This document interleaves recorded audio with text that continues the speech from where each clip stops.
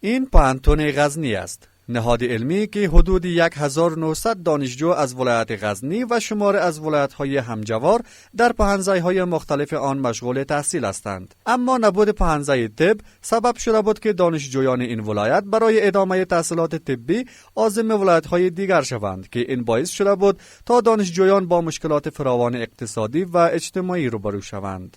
مسئولان پانتون غزنی میگویند که بر اساس حکم امیرالمومنین حفظه الله ریاست‌های پهن‌زای طب و اداره و پالیسی عامه در تشکیلات این پانتون منظور شده است و از آغاز دوباره کارهای بازسازی ساختمان پهن‌زای طب نیز خبر میدهند. به گفته این مسئولان این ساختمان 4 طبقه دارد و شامل 22 دفتر اداری، 31 صنف درسی، 2 تالار جلسات و 1 لابراتوار است.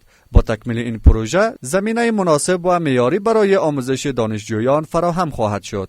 آنان می‌افزایند که هزینه ساخت این ساختمان 19,300,000 افغانی است که از بودجه داخلی وزارت تحصیلات عالی تمویل می‌شود. المؤمنین حفظه الله د ځانګړي شفقت په اساس باندې د غزنی مرکزی پوهنتون ته دوه پوهنځي ریاستونه، یو د طب پوهنځي ریاست، بل د اداره او پالیسي عامه پوهنځي ریاست منظور شو د تشکیل سره چې د دې دوه پوهنځي د تعمیرات لپاره د عالی تحصیلاتو وزارت په ځانګړي شفقت باندې د دې وزارت په بودیجه کې 19 میلیونه او 3 لک افغانۍ هم ځانګړي شوي دي چې تعمیرات به په اساسي ډول باندې جوړ شي او ګټه اخیستنې ته به وسپارل شي.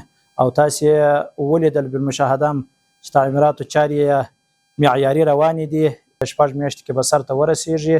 در همین حال دانشجویان این پانتون نیز از اقدام وزارت تحصیلات عالی استقبال کرده و میگویند که پیش از این دانشجویان غزنی و ولایت‌های همجوار برای تحصیل در رشته‌های طبی مجبور بودند به ولایت‌های دیگر سفر کنند که این امر مشکلات اقتصادی زیاد را برای آنان ایجاد می‌کرد.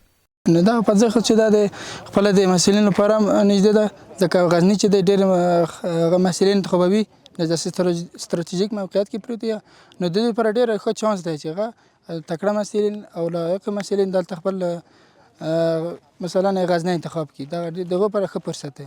الحمدلله کل محصولات تعدادشان افزایش می‌یابد و همچنان خوشحال هستیم کلی که به خاطر که اولین دفعه است که در ولایت غزنی طب این بلاک طب فعال میشه و از جلب و جذبش هم زیاد میشه و ما بسیار خیلی خوشحال هستیم. ساختمان پهن‌زای طب گام مهم در راستای توسعه تحصیلات عالی در ولایت غزنی دانسته می شود. اقدامی که نه تنها زمینه آموزش طبی را برای دانشجویان این ولایت بلکه برای جوانان ولایت‌های همجوار نیز فراهم خواهد کرد و نقش مهمی در تربیت کادرهای صحی کشور ایفا خواهد کرد.